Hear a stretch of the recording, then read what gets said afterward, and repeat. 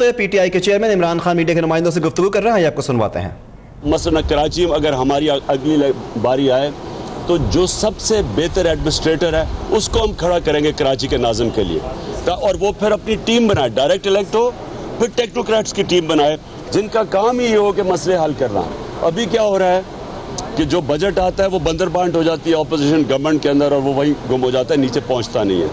इस system change करना है, एक डिवॉल्व करनी है पावर जिस तरह पख्तूनख्वा में है, दूसरा डायरेक्ट इलेक्शन करवाना है डिस्ट्रिक्ट नाज़िम के और मेयर के। खान साहब एक सवाल ये करूँगा, पीआईए की जो फ्लाइट्स हैं वो जी 2.5 साल बाद वो पीएसपी में चले गए, लोगों ने आपको वोट दिया था, उनको नहीं दिया था। अभी भी वहाँ के लोग दर बदर की ठोकरें खा रहे हैं। आखिर में वो हर बार वो हल्का जो है नई पार्टी चुनता है, तो क्या तैयारी है जी? सबसे पहली तो तैयारी ये है कि इस बारी टिकट बड़ा सोच समझ के देंगे। पहले हमारे पास टाइम नहीं था, पार्टी इंट्रा पार्टी इलेक्शन में 9 महीने से लगी हुई और फिर एकदम जब इलेक्शन आया तो हमारे पास टाइम ही नहीं था सही माने में स्क्रूटनाइज करके कैंडिडेट्स को सही माने में टिकट्स देते। इस बारी अभी से हमारी एक्सरसाइज शुरू है। पहला बैच हमारे पार्लियामेंट्री बोर्ड्स बन गए हैं और पहला बैच जो हमारा हम टिकट देने का होगा वो इंशाल्लाह 2 हफ्ते तक हम पहला बैच टिकट्स का दे देंगे। दिन के जाने के बावजूद वहाँ हमारी यूसी हमने जीती है। उसकी आखिरी फ्लाइट जो है पाकिस्तान बनने के बाद अब 28 अक्टूबर को पीआईए की नई इंतजामिया ने बंद करने का फैसला किया है न्यूयॉर्क के लिए। दूसरा सवाल ये है कि आपका अपोजिशन लीडर बनना था, उसका प्लान फेल क्यों हुआ? क्या अंदरूनी इख्तलाफात थे इस वजह से, क्या कोई और वजह थी? पहले तो पीआईए की मैं बात कर दूं कि जब तक इदारों को डीपोलिटिसाइज नहीं किया जाएगा, प्रोफेशनली नहीं चलाया जाएगा, सारे ये इदारे बोझ बने रहेंगे कौम के ऊपर। इसका हल प्राइवेटाइजेशन नहीं है, इसका हल ये है कि इनको आप प्रोफेशनली चलाएं, इनको डीपोलिटिसाइज करें। मैं आपको हम मिसाल देते हैं बैंक ऑफ खैबर की, कि बैंक ऑफ खैबर का 3 साल में शेयर 5 रुपए से 16 रुपए पे गया है और पिछले 2 साल डिविडेंड्स दी है। 2 अरब रुपए की डिविडेंड दी उन्होंने पख्तूनख्वा गवर्नमेंट को। वो इसलिए किया कि वहाँ का जो सेटअप है वो मुकम्मल तौर पे प्रोफेशनल है, किसी किस्म की हम सियासी मुदाखलत उस बैंक में होने नहीं देते। सारा कुछ जो सिलेक्शंस हैं वो मेरिट के ऊपर होती हैं। यही आपका क्राइटेरियन है। अगर आपने ठीक करनी है, हमने एयरलाइंस ठीक करनी है, स्टील मिल बंद पड़ी है, जब तक इनके ऊपर एक प्रोफेशनल सेटअप नहीं आएगा, इनकी अकाउंटेबिलिटी का मैकेनिज़्म सही नहीं होगा, और जब तक कि इनके अंदर ये जो सारी सिफारिशी भर्ती करवाए जाते हैं, जिस तरह पीआईए के अंदर कितने लोग भर्ती करवाए गए हैं जिसका सारा बोझ पड़ गया एयरलाइन के ऊपर और उसकी वजह से वो लॉसेस में चली गई, एक ये वजह है। और दूसरा ये है कि इनके जो क्रोनिज़म है, मेरिट के ऊपर लोगों को ऊपर नहीं लाया जाता, और इनके साथ तो लोग जो अच्छे लोग हैं वो आना भी नहीं चाहते, क्योंकि लोग ये गलत काम करवाते हैं, पॉलिटिकल इंटरफेरेंस करते हैं। तो इदारों के ऊपर जो काबिल लोग हैं, और पाकिस्तान वो खुशकिस्मत मुल्क है कि हर एरिया में बेहतरीन प्रोफेशनल्स पाकिस्तान से बाहर बैठे हुए हैं। हर एरिया के अंदर आप एविएशन लें, आप किसी किस्म की मैनेजमेंट लें, डॉक्टर्स देखें, तो जब आप वर्क कंडीशंस उनको देंगे तो वो आएंगे। आप ये देख लें कि लेडी रेडिंग हॉस्पिटल जो पख्तूनख्वा के अंदर सबसे बड़ा इस वक्त पेशावर में हॉस्पिटल है, क्योंकि वहाँ की मैनेजमेंट ठीक की है, क्योंकि हमने वहाँ फिर डीपोलिटिसाइज करके अच्छी मैनेजमेंट लेके आए हैं। 27 डॉक्टर्स बाहर से आ रहे हैं, पाकिस्तानी डॉक्टर्स बाहर से आ रहे हैं लेडी रेडिंग हॉस्पिटल में काम करने के लिए।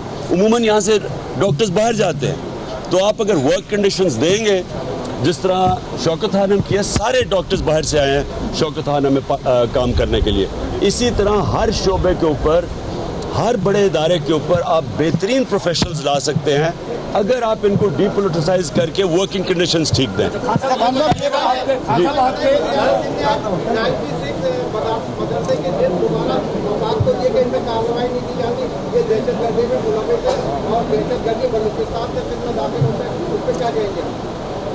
फिर से मुझे समझ नहीं। जबरदस्त है कि ये पहले भी वफाक को इन हुकूमत ने दिए, आज भी वज़ीर आला ने तनकीद की वफाक इन मदारस के खिलाफ एक्शन नहीं लेता, ये दहशतगर्दी में मुलविस होते हैं और रजिस्ट्रेशन नहीं की जा रही इनकी, क्या चाहिए? देखिए जी, दहशतगर्दी ख़त्म करनी है, करप्शन ख़त्म करनी है। जुर्म इस मुल्क के अंदर जिस तरह के मुजरिम फिर रहे हैं, अगर इनको आपने हाथ डालना है, जब तक आप गैर जानिबदार हो के इम्तियाज़ किए बगैर, जब तक आप एक अक्रॉस द बोर्ड अकाउंटेबिलिटी नहीं करेंगे, ये कभी ये हमारे जो मुल्क में कितनी बीमारियां ये ख़त्म नहीं होने लगी।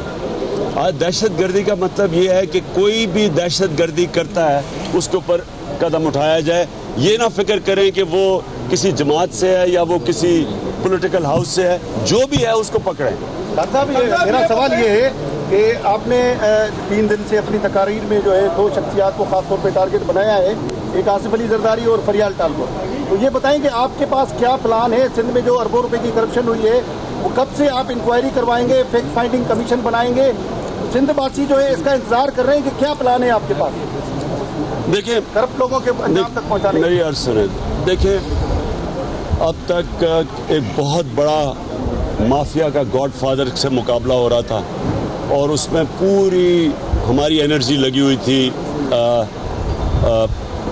नवाज शरीफ के ऊपर। और वो माफिया है ना, नवाज शरीफ अकेला तो नहीं है, सारे इदारों पे जिधर देखो तो उनके आदमी बैठे हुए हैं, स्वाय 2 अदारे जो कि एक पाकिस्तानी फ़ौज है जिसको ये कह रहे हैं कि साजिश होगी, और दूसरा पाकिस्तान का सुप्रीम कोर्ट है, बाकी तो सारे इदारे कंट्रोल करते हैं। तो हमारा एक नवाज शरीफ से उसकी करप्शन की जंग नहीं थी, उनके सारे जितने भी कंट्रोल्ड इदारे हैं उन सब के ख़िलाफ़ जंग थी। केसेस थे मेरे सुप्रीम कोर्ट में, केसेस अभी भी एक चल रहा है, उससे पहले एक और था, फिर इलेक्शन कमीशन में भूल ही गया हूँ कितने केसेस हुए हैं मेरे ऊपर, वारंट भी निकाल दिए मेरे। तो ये सारा कुछ एक बड़ी जंग लड़ी है हमने, इसलिए हमें मौका ही नहीं मिला कि इधर तवज्जो दी जाए। तो जब भी आप सिंध के अंदर कोई भी इस्लाहत करने आएंगे, आसिफ जरदारी और फरियाल तालपुर को जब तक आप इंसाफ के कटहरे में नहीं खड़ा करेंगे, या कोई इस्लाहत नहीं हो सकती। अगर ऊपर सुन ले, अगर ऊपर जिस तरह वहाँ नवाज शरीफ एक माफिया के सरदार हैं, इस तरह आसिफ जरदारी माफिया के सरदार हैं, सारा कुछ कंट्रोल करते हैं, सारी भर्तियाँ, पोस्टिंग, ट्रांसफ़र, जो भी फंड होता है वो इनसे अप्रूवल के बगैर नहीं जाता। यहाँ कोई इदारा आप देख लें, कोई इदारा ऐसा नहीं है जो इनका कंट्रोल नहीं है। और आप पुलिस का देख लें कि वहाँ सिंध के लोगों से 2 चीज़ों से सबसे ज़्यादा सिंध के लोग डरते हैं। एक है पुलिस, झूठे केस करवा देते हैं, जेलों में डलवा देते हैं, झूठी FIR करवा देते हैं। दूसरा, एक किसान का पानी बंद कर दें तो किसान के लिए तो मौत है। तो ये इन 2 चीज़ों से कंट्रोल करते हैं, बाकी भी इदारे इनके करीब हैं, इनके कंट्रोल में है। और फिर ये जो कब्जा माफिया है उसके साथ मिला हुआ है, खुद आसिफ जरदारी खुद मिला हुआ है। तो एक मिनट, इसके होते हुए आप अगर कोई भी समझ रहा है कि कोई यहाँ इस्लाह हो जाएगी, ये रिफॉर्म हो जाएगा, ये सिंध ठीक हो जाएगा, ये भूल जाएं जब तक ये 2 ऊपर बैठे हुए हैं। आखिरी 2 क्वेश्चन जी।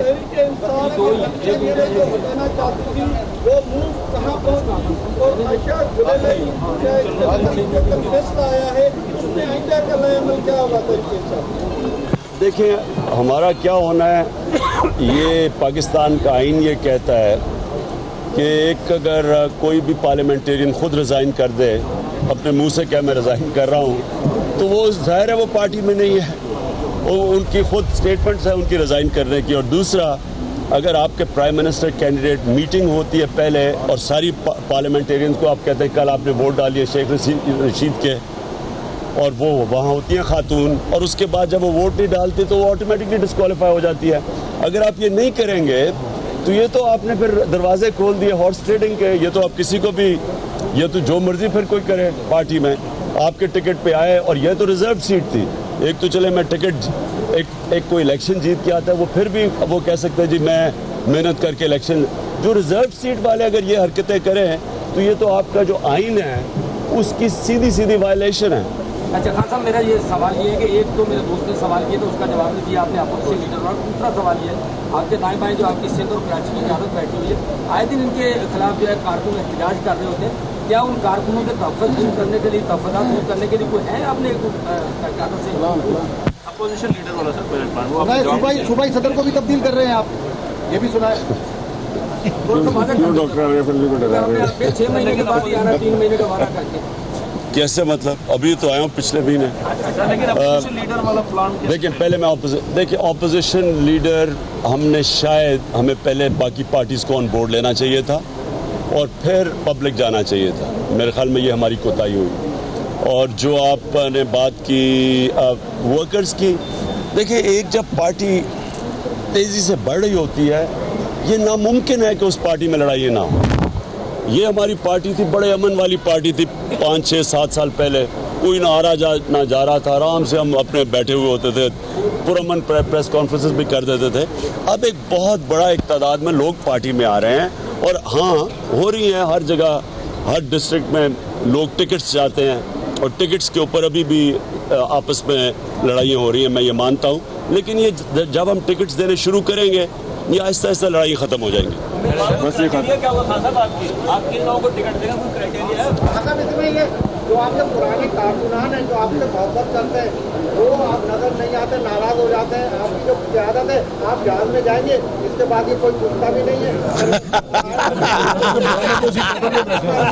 जान भाई आप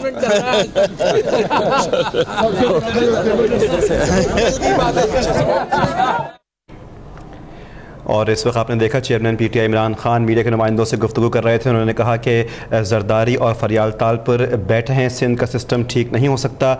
आयशा गुलाल अली का मुस्ताफ़ी होने का बयान आ चुका है।